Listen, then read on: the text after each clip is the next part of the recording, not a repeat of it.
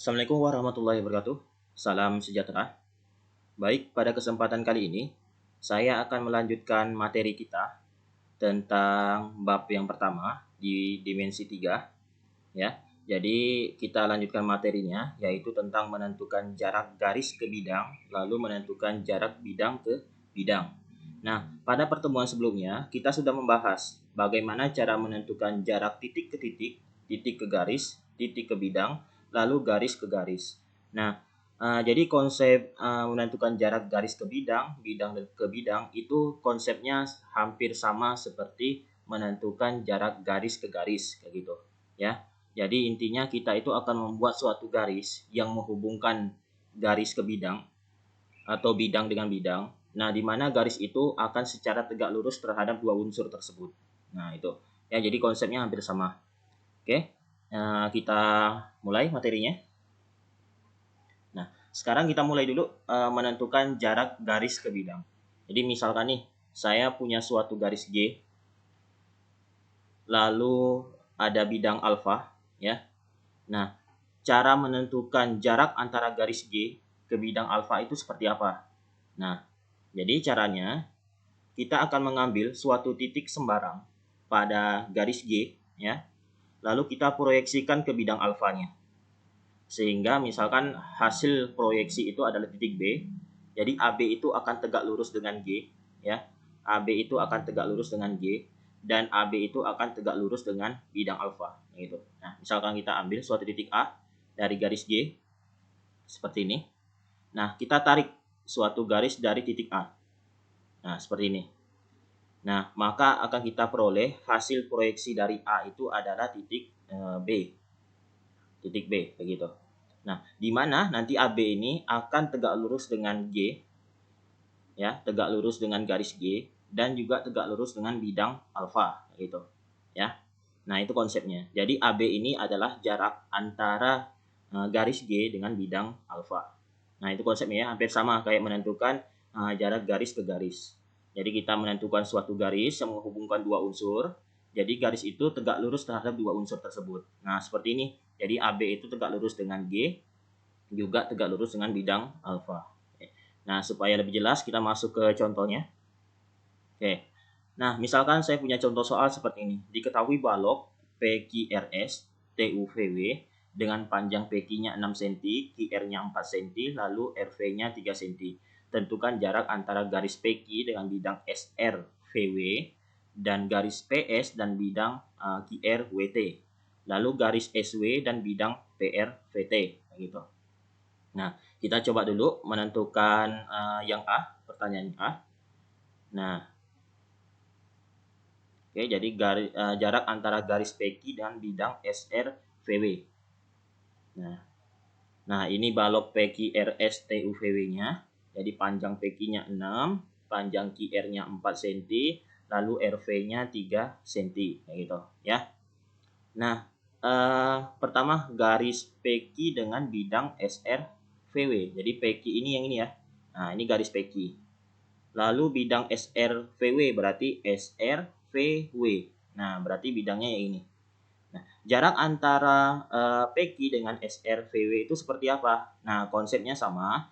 Berarti kita ambil suatu titik sembarang pada garis PQ, lalu kita proyeksikan ke bidang SR-VW, maka nanti garis yang terbentuk itu akan tegak lurus terhadap PQ dan tegak lurus terhadap SR-VW. Kayak gitu. Nah, jadi misalkan nih yang paling mudah saya ambil di garis di titik P misalkan. Jadi dari titik P ini saya tarik garis. Nah, seperti ini. Gitu. Maka kita peroleh garis PS. PS ini pasti tegak lurus dengan SR-VW dan tegak lurus dengan garis PQ. Ya, jadi PS itu tegak lurus dengan bidang SR-VW dan PS itu tegak lurus dengan garis PQ, gitu. Nah, sehingga jarak ya, jarak antara PQ ya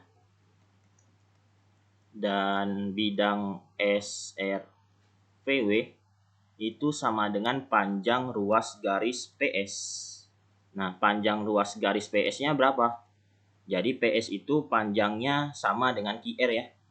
Jadi QR itu 4 cm, berarti PS itu sama dengan 4 cm. Nah, selesai. Jadi jarak antara PQ dengan SRVW itu adalah 4 cm. Ya. Nah, jadi konsepnya diingat, kita ambil suatu titik sembarang pada garis PQ kayak gitu. Lalu kita proyeksikan titik itu ke bidang alfanya, bidang SRVW-nya. Maka garis yang terbentuk itu antara titik P sama hasil proyeksinya, yaitu S. Nah, ini PS akan tegak lurus dengan bidang SRVW, juga tegak lurus dengan garis PQ. Gitu. Nah, itu konsepnya ya.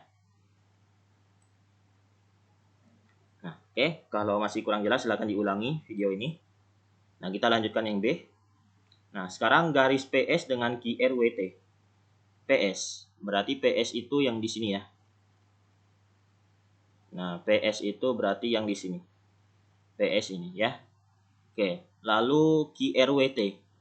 QRWT. Nah, ini QRWT. Nah, ini bidang QRWT. Berarti kita ambil suatu titik pada garis PS, lalu kita proyeksikan ke bidang QRWT. Nah, misalkan saya ambil yang paling mudah di P ya. Jadi nanti kalau kalian mau ambil yang S silakan, atau di antara pertengahan PS silakan ya. Yang penting itu memudahkan kalian menyelesaikannya. Yang penting diingat kalau kalian ambil suatu titik pada garis PS atau suatu garisnya, nah itu hasil proyeksinya itu garis antara titik dengan hasil proyeksinya itu adalah tegak lurus gitu. Yang penting diingat konsep itu. Jadi misalkan saya ambil yang paling mudah di P ya. Jadi dari P ini saya tarik garis ke bidang QRWT. Nah, seperti ini. Misalkan hasil proyeksinya itu adalah O, maka PO ini harus tegak lurus dengan QRWT dan juga tegak lurus dengan PS ya. Jadi PO ini tegak lurus dengan QRWT, juga tegak lurus dengan PS gitu. Nah, berarti PO atau OP ya, jadi PO itu sama dengan OP ya. Nah, jadi nanti kalau kalian menuliskan PO dengan OP itu sama maksudnya. Jadi itu panjang ruas garis PO atau panjang ruas garis OP sama maksudnya ya. Jadi, bagaimana cara mencari garis PO panjangnya? Nah, berarti kita perlu garis bantu. Misalkan yang paling mudah ya, saya ambil garis bantunya itu di QT ini. Ya, saya tarik garis. Nah, seperti ini. Nah, maka kita akan lihat sebuah segitiga PQT, di mana segitiga PQT ini tegak lurus. Nah, tegak lurus di P, atau siku-sikunya berada di P. Itu. Nah, berarti kita bisa gunakan konsep luas segitiga untuk menentukan panjang PO ini. Nah, berarti kita perlu panjang PT, PQ, QT ya. Jadi PT itu panjangnya sama dengan PR ya. Jadi panjangnya itu sama dengan 3 cm gitu. PQ 6 cm. Nah, sekarang kita yang mau cari QT. Nah, QT kuadrat. Nah, kita bisa gunakan Pitagoras. Kenapa bisa Pitagoras? Karena ini segitiga siku-siku. Siku-sikunya di mana? Di P. Nah, kalau siku-sikunya di P, berarti depannya, sisi yang berada di depan sudut P itu adalah sisi miring. Nah, berarti QT ini adalah sisi miring. Nah, berarti kalau mau cari sisi miringnya, berarti QT kuadrat sama dengan PT kuadrat ditambah PQ kuadrat. Nah, sama dengan PT kuadrat 3 kuadrat ditambah 6 kuadrat. 3 kuadratnya 9, 6 kuadratnya 36. Nah, jadi 9 tambah 36 ini 45. Nah, berarti kita peroleh QT itu sama dengan akar 45. Nah, akar 45 itu berapa? Nah, kalian sederhanakan. Jadi 45 itu berarti 9 dikali 5. Nah, akar 9 kan ada. Akar 9 itu 3. Jadi ini 3 akar 5. Nah, ini berarti QT itu panjangnya 3 akar 5 cm. Gitu. Ya. Nah, jadi kalau kita mau cari OP, kita bisa gunakan konsep luas segitiga. Luas segitiga PQT itu sama dengan luas segitiga PQT gitu. Jadi luas segitiga PQT itu kita bisa cari kalau alasnya QT berarti tingginya PO atau OP kayak gitu ya. Berarti ini setengah kali alas kali tinggi.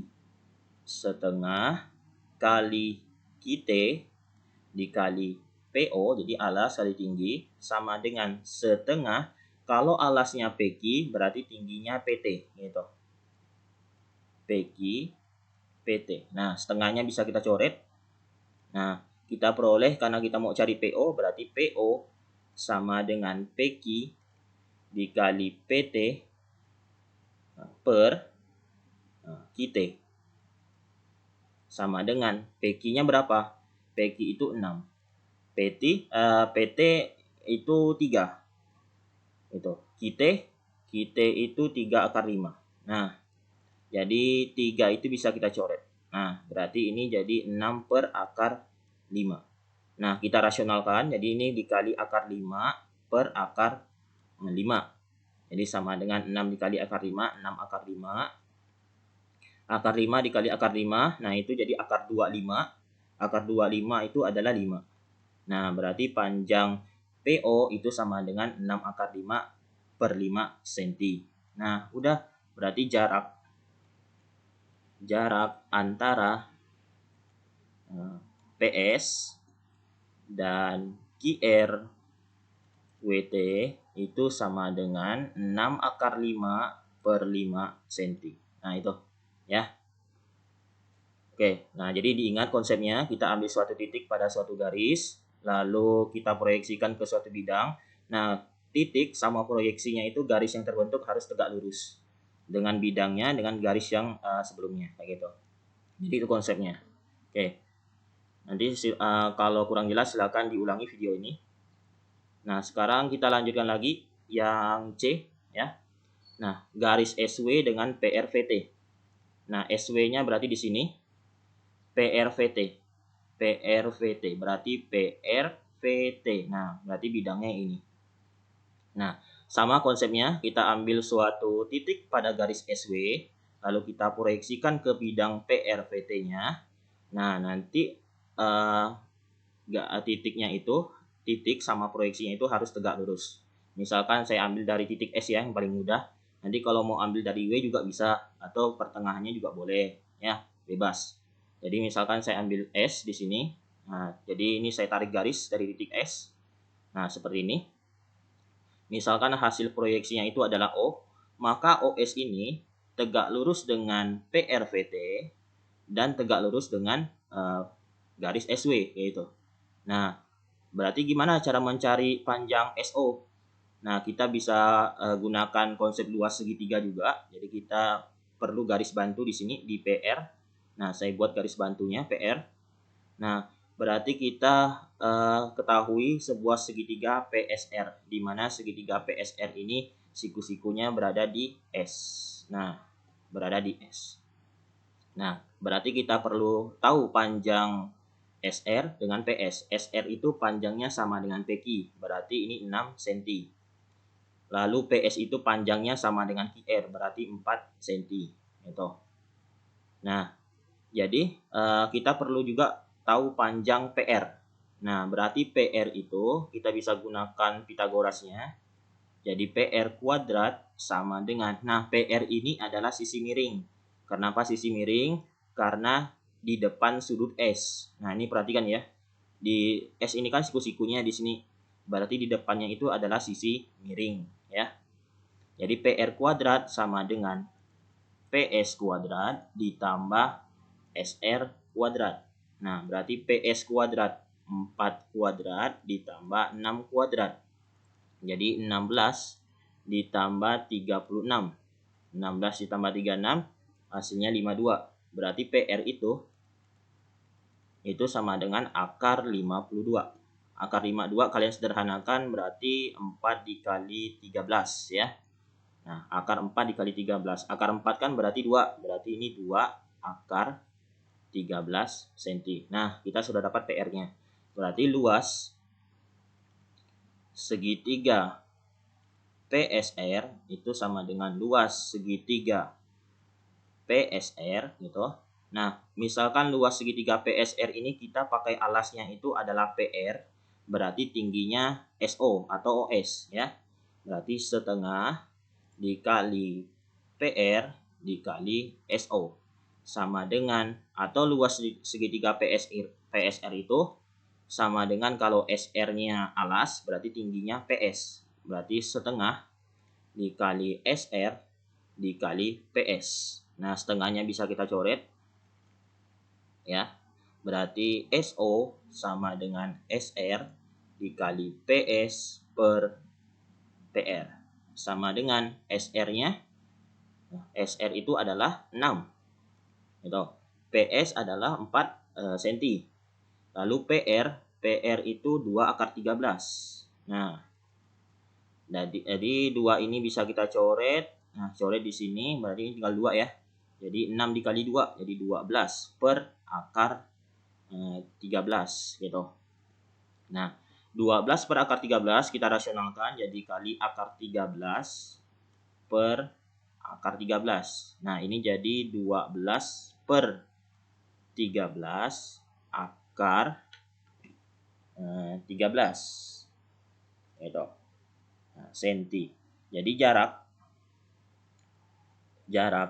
antara SW dan PRVT itu sama dengan 12 per 13 akar 13 cm gitu.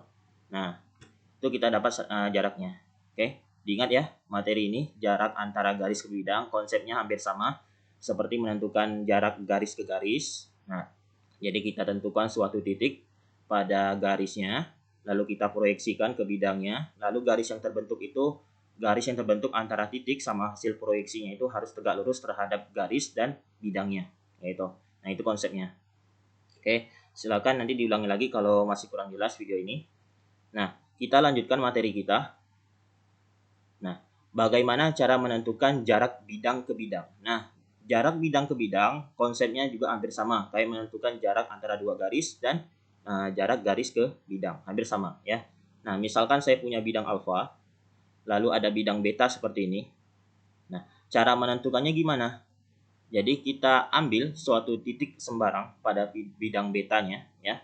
Jadi kita ambil suatu titik sembarang pada bidang beta, misalkan titik A, lalu kita proyeksikan ke bidang alfa. Nah, misalkan, ini tadi kita ambil suatu titik pada bidang beta. Nah, misalkan titik A. Nah, lalu titik ini kita proyeksikan ke bidang alfa. Seperti ini. Misalkan hasil proyeksinya itu adalah titik B. Maka AB ini nantinya harus tegak lurus dengan bidang beta dengan bidang alfa begitu. Nah, jadi ini AB-nya harus tegak lurus dengan bidang beta dengan juga tegak lurus dengan bidang alfa. Gitu. Nah, jadi AB ini adalah jarak antara bidang alfa dengan bidang beta. Nah, itu konsepnya hampir sama ya. Jadi kita tentukan suatu titik dari bidangnya, dari satu bidang pertama, kita proyeksikan ke bidang kedua. Nah, jadi titik sama hasil proyeksinya itu kita buat garis. Lalu garis itu harus tegak lurus terhadap dua bidang tersebut. Nah, itu konsepnya ya. Oke, supaya lebih jelas kita ke contohnya. Nah, diketahui balok PQRS TUVW, panjang PQ-nya 6, QR-nya 4, RV-nya 3, tentukan jarak antara PSWT dengan QRVU, lalu bidang PUW dengan bidang QSV. Oke, kita selesaikan dulu yang pertama. Nah, bidang PSWT dengan QRVU. Nah, ini sama baloknya PQRS TUVW, PQ-nya 6, QR-nya 4, VR-nya 3. Nah, berarti PSWT. PSWT berarti bidangnya di sini nih. PSWT. Nah, ini bidangnya. Lalu QRVU. QRVU. Nah, berarti bidangnya yang ini. Nah, jaraknya gimana? Berarti kita tentukan suatu titik sembarang di antara dua bidang ini.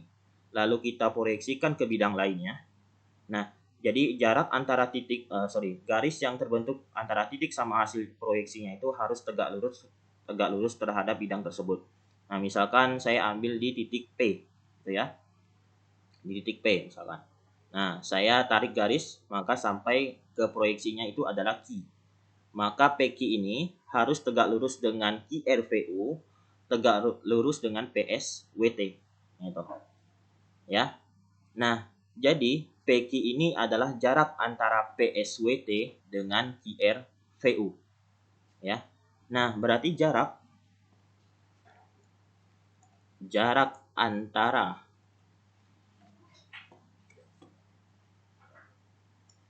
PSWT dan QRVU itu sama dengan panjang PQ gitu. Panjang PQ-nya berapa? Nah, 6 cm. Nah, itu ya. Jadi jarak antara PSWT dengan QRVU adalah PQ. Kenapa bisa PQ? Karena PQ itu tegak lurus terhadap bidang PSWT, tegak lurus juga terhadap bidang QRVU. Nah, itu konsepnya ya. Jadi PQ itu sama dengan 6 cm. Jadi jarak antara PSWT dengan QRVU adalah 6 cm. Nah, seperti itu konsepnya ya. Oke, kita lanjutkan yang pertanyaan yang keduanya. Nah, sekarang bidang PUW dengan QSP. Nah, bidang PUW berarti kita gambar dulu garis P ke U, lalu U ke W, W ke P. Nah, ini bidang PUW. Ya. Bidang PUW. Nah, QSP gimana? Berarti kita tarik garis dari Q ke S, lalu S ke V, V ke Q. Nah, ini bidang QSP. Nah, menentukan jarak antara bidang PUW dengan QSP gimana? Nah, konsepnya tetap sama. Ingat ya, kita ambil suatu titik pada bidang pertama, misalkan nanti PUW, kita proyeksikan titik itu ke bidang QSP, maka garis yang terbentuk itu harus tegak lurus terhadap keduanya. Nah, misalkan saya ambil yang paling mudah berada di sini ya. Saya ambil titik yang berada di tengah-tengah UW ini, atau berada di tengah-tengah perpotongan antara TV dengan UW. Gitu.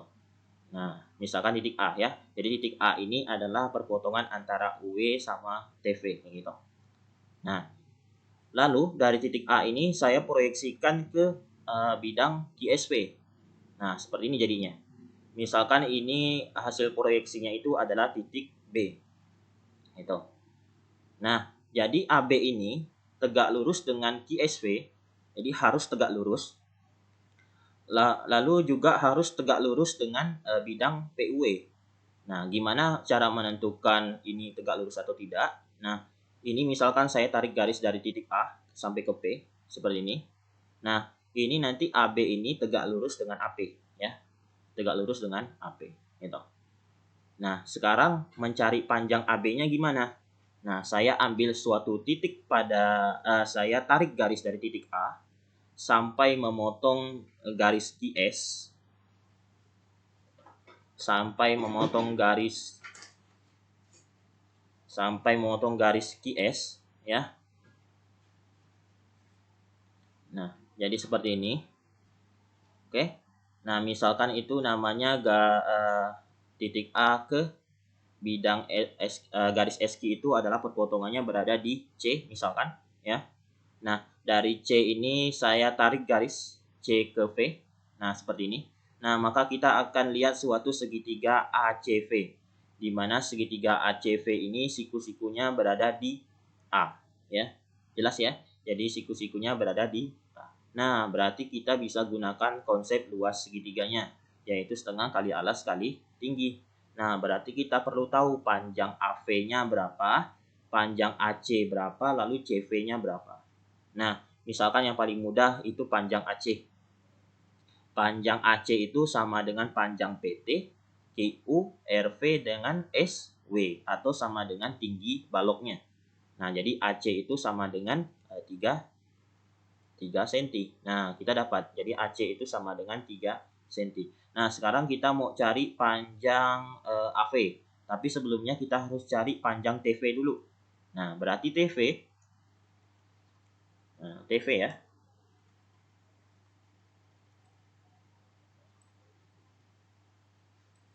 Nah, kita cari panjang TV.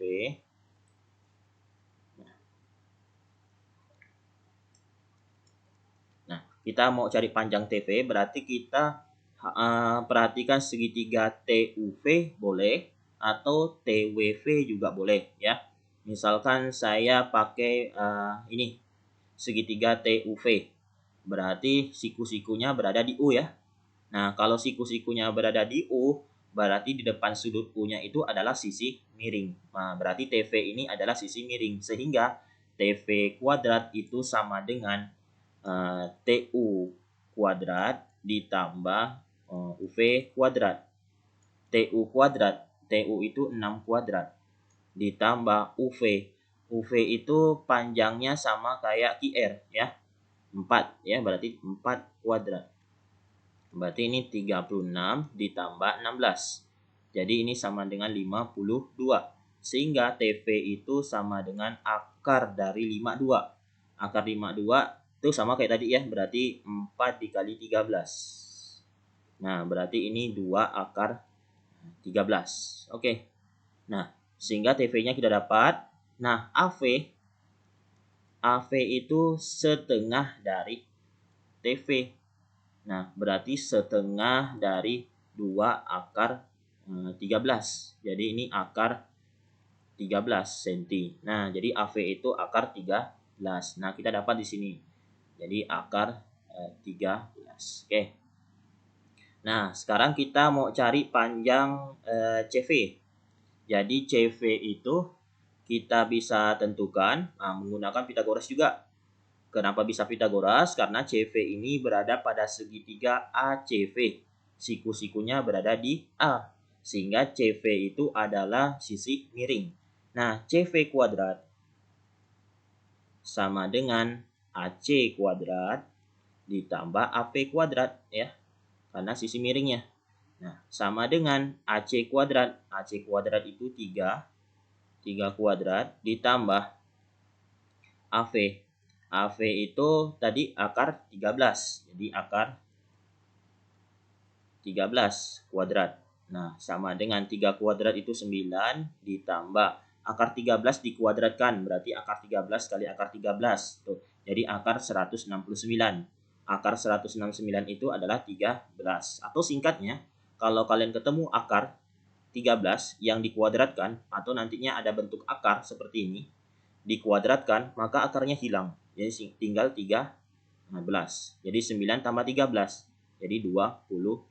Sehingga CV itu sama dengan akar 22 cm. Nah, jadi CV-nya sudah dapat. Nah, berarti kita gunakan luas segitiganya setengah kali alas kali tinggi. Jadi luas segitiga ACV-nya. Nah, jadi luas segitiga ACV sama dengan luas segitiga ACV ya.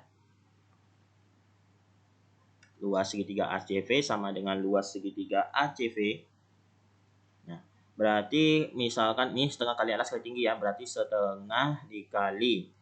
Misalkan alasnya itu saya ambil CV, berarti tingginya AB, berarti CV kali AB ya.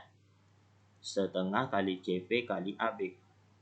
Nah, sama dengan setengah dikali. Kalau alasnya AV, tingginya AC. Jadi AV kali AC ya. AV dikali AC. Nah, setengahnya kita coret. Nah, ini B ya. Nah, berarti AB sama dengan AV dikali AC per CV. AV-nya berapa? AV itu adalah akar 13 ya.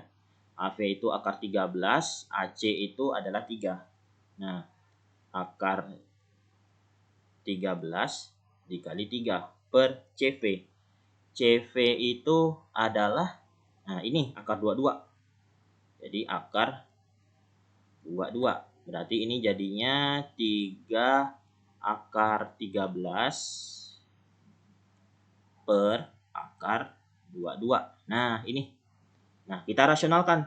Rasionalkan berarti kita kali dengan akar 22 per akar 22.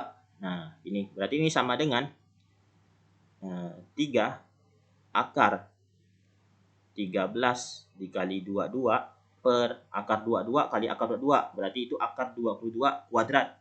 Nah, akar 22 kuadrat berarti itu sama dengan akarnya hilang. Ya, akarnya dihilangkan aja. Berarti ini jadinya 22 gitu. Ya. 3 akar 13 kali 22 per 22. Nah, 13 kali 22 itu berapa? Nah, jadi 13, 3 kali 2, 6, ini 6, jadi 66 ya.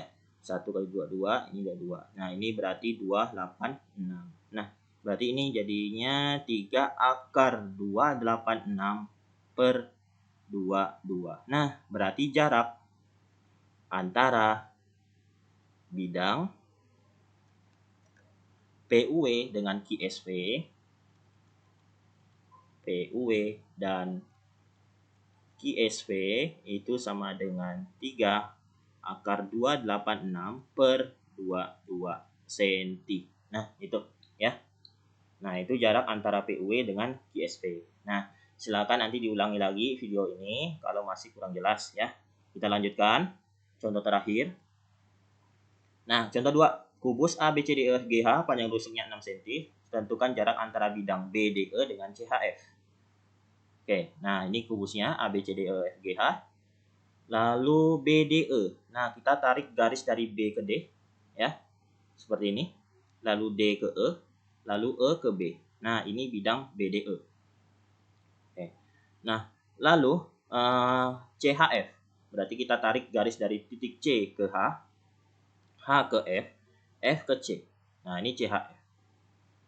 Nah, gimana caranya menentukan jarak antara titik antara bidang BDE sama CHF? Nah, sama konsepnya, kita ambil suatu titik sembarang pada suatu bidang, lalu kita proyeksikan ke bidang lain. Nah, titik sama proyeksinya itu kita buat garis. Nah, garis itu harus tegak lurus terhadap dua bidang tersebut.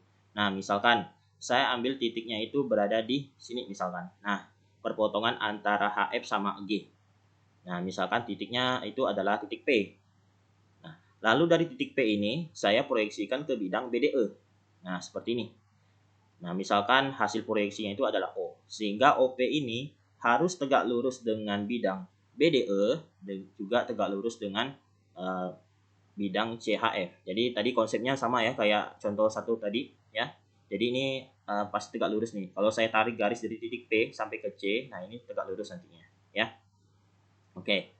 Nah, sekarang gimana mau cari panjang PO? Nah, sama kita gunakan garis bantu. Misalkan saya ambil garis bantunya itu dari titik E seperti ini. Nah, saya ambil garis, nah dari E ke sini sampai memotong garis BD. Misalkan itu berada di Q, misalkan. Nah, lalu dari Q ini saya tarik garis sampai ke P. Nah, jadi PQ ini nantinya tegak lurus ya dengan P. Nah, kenapa bisa tegak lurus? Karena PQ itu adalah rusuk kubusnya. Jadi panjangnya itu sama dengan panjang rusuk kubusnya. Jadi tidak miring. Jadi PQ itu tidak miring, tegak lurus. Nah, jadi PQ itu tegak lurus dengan EP ya.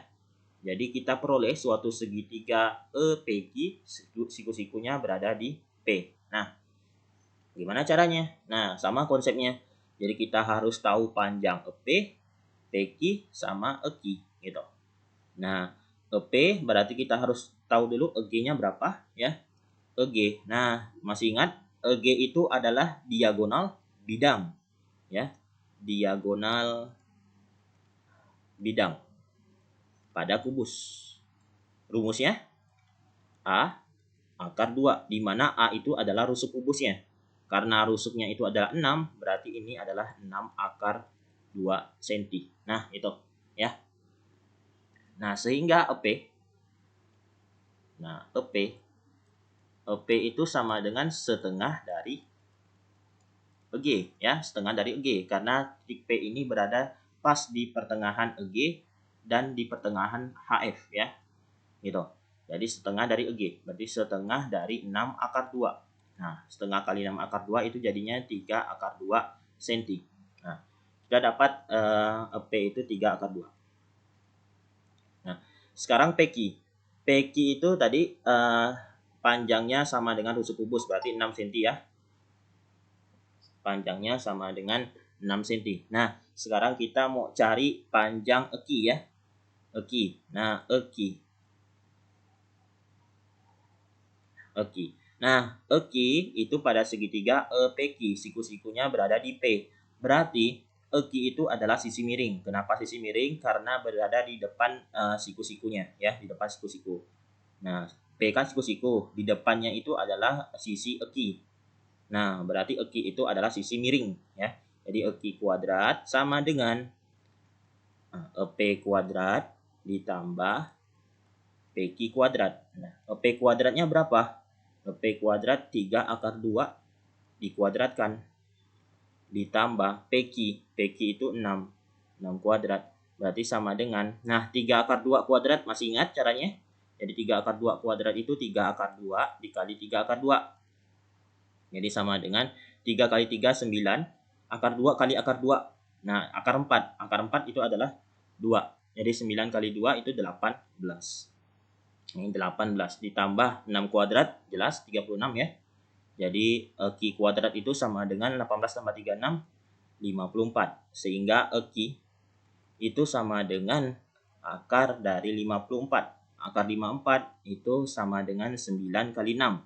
Nah, ini berarti 3 akar 6 cm. Nah, jadi Q itu sudah kita dapat 3 akar 6. Nah, berarti luas segitiga. Luas segitiga PQ sama dengan luas segitiga PQ gitu. Nah, setengah kali alas kali tinggi. Kalau alasnya EQ ya, alasnya EQ, tingginya OP atau PO boleh ya, sama ya maksudnya. Setengah kali kalau alasnya EP, nah, tingginya PQ. Nah, kita bisa coret setengahnya itu. Jadi OP ya, OP sama dengan EP dikali PQ per EQ. Itu sama dengan EP-nya. EP itu adalah 3 akar 2 dikali PQ. PQ itu adalah 6 per EQ-nya adalah 3 akar 6. Nah, kita bisa coret 3-nya.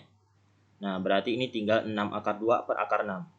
Jadi 6 akar 2 per akar 6. Nah, ini nantinya kalian bisa rasionalkan ya. Jadi 6 akar 2 per akar 6 dikali akar 6 per akar 6. Nah, tapi saya ajarkan yang lainnya.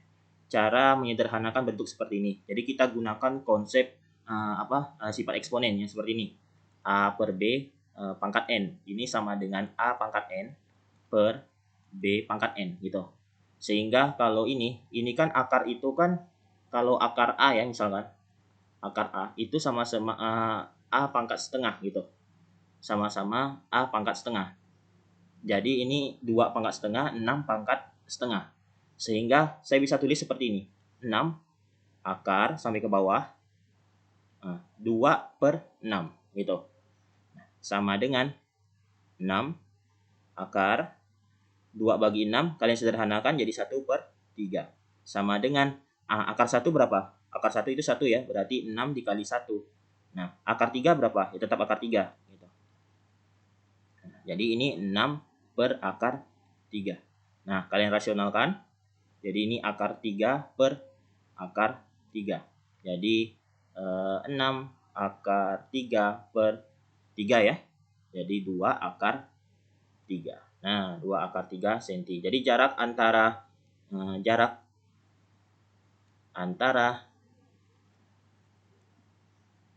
BDE dengan CHF itu adalah 2 akar 3 cm. Nah, itu. Jadi jarak antara BDE sama CHF itu adalah 2 akar 3 cm. Nah, itu penjelasan tentang jarak antara bidang BDE sama CHF. Nah, ini cara pertama ya. Cara pertama. Kenapa bisa cara pertama? Nah, saya ini punya cara lain. Kenapa bisa punya cara lain? Karena ini kubus. Jadi kubus itu kan panjang rusuknya semuanya sama. Jadi kita bisa menentukan cara lainnya yang lebih sederhana dari ini. Nah, gimana cara itu? Nah, misalkan nih, sama ini. Jadi bidang BDE sama CHF ya. Nah, awalnya ini saya tarik garis dulu dari E ke G. Nah, ini diagonal bidangnya. Misalkan perpotongannya itu adalah ini ya, misalkan P. Lalu saya tarik garis juga dari A ke C gitu. Maka perpotongannya itu misalkan namanya adalah O gitu. Nah, dari titik E saya hubungkan ke O. Nah, seperti ini. Dari titik P saya hubungkan ke C. Nah, seperti ini. Lalu saya tarik garis dari titik A ke G. Nah, itu namanya diagonal ruang, ya. Nah, seperti ini. Maka perpotongan antara AG dengan bidang BDE, misalkan di sini ya, adalah X, dan di sini dengan bidang CHF adalah Y. Nah, maka nanti AX lalu nanti JY itu tegak lurus terhadap bidang BDE, tegak lurus terhadap bidang CHF. Nah, ini tegak lurus terhadap bidang BDE. Jadi AX ini tegak lurus terhadap bidang BDE. Lalu nanti GY ini atau nantinya AY juga tegak lurus terhadap CHF. Nah, ini kalau kalian pandang, nah ini akan jadi sebuah persegi, ya. Persegi apa? Persegi ACGE, ya. Nah, ini saya gambarkan di sini. Nah, jadi persegi ACGE. Nah, jelas ya? Jadi ini ACGE. Nah, XY ini adalah jarak antara BDE sama CHF gitu. BDE sama CHF. Nah, gimana mencari panjang XY? Nah, jadi kalau kalian perhatikan di sini, ini AOE sama PGC segitiganya itu sama, ya, atau kongruen. Sehingga nanti panjang GY, AX ini sama, dan juga nanti panjang XY ini juga sama nantinya. Sehingga nanti YG, XY sama AX ini panjangnya sama besar. Nah, berarti XY itu sama dengan 1/3 dari AG. Nah, jelas ini kenapa bisa 1/3 dari AG? Ya. Jadi XY ini kan kita membuatnya di satu panjang ruas ini, XY ya. Satu panjang ruas ini. Kalau nanti misalkan AY itu berarti 2 panjang ruas. Dari berapa ruas? Dari 3 ruas. Gitu. Ya. Jadi ini ya, ini kan ada AX, XY, YG. Jadi XY ini 1/3 bagian dari AG. Jelas ya? Kalau AY itu adalah 2/3 dari AG. Kalau AG, nah 3/3 dari AG atau 1/AG. Nah, berarti AG itu sama dengan AG gitu maksudnya. Jadi juga sama nih, kalau YG itu adalah 1/3-nya dari AG gitu. XY 1/3-nya, AX 1/3-nya dari AG. Nah, itu ya. Nah, AG itu adalah diagonal ruang. Berarti ini sama dengan 1/3 dari AG. Karena diagonal ruang, berarti rumusnya adalah A akar 3. Berarti 6 akar 3 gitu. Nah, kita coret 6-nya sama 3, jadi tinggal 2 akar 3. Nah, berarti udah selesai jarak antara BDE dan CHF itu sama dengan 2 akar 3 cm. Nah, selesai kayak gitu. Ya. Nah, ini silakan nanti digunakan. Kalian perhatikan segitiga yang seperti ini ya, jarak antara dua bidang seperti ini. Bukan hanya BDE sama CHF ya. Terutama ini untuk kubus. Jadi nanti kalau seandainya kalian ketemu lagi, misalkan nantinya ACH, ini ACH ya, ACH dengan EGB, nah juga bisa, ya, ACH dengan BEG juga bisa. Terus apa lagi? Misalkan HFA ya, HFA lalu dengan BDG, nah juga bisa itu. Atau yang lainnya. Nah, itu panjangnya itu adalah 1/3 dari diagonal ruang. Nah, ini cara singkatnya. Jadi kalian bisa gunakan cara ini. Ini hanya berlaku untuk kubus ya. Nah, hati-hati jangan digunakan secara umum untuk bangun ruang yang lainnya seperti balok ya. Jadi balok kan hampir sama tuh kayak kubus gitu. Nah, oke. Ya, jadi materi kita selesai menentukan jarak titik, garis, dan bidang. Nah, itu selesai materinya. Nanti di pertemuan selanjutnya kita akan membahas tentang materi sudut antara garis dengan garis, lalu garis dengan bidang, bidang dengan bidang. Nah, itu ya. Oke, cukup sekian. Assalamualaikum warahmatullahi wabarakatuh. Salam sejahtera.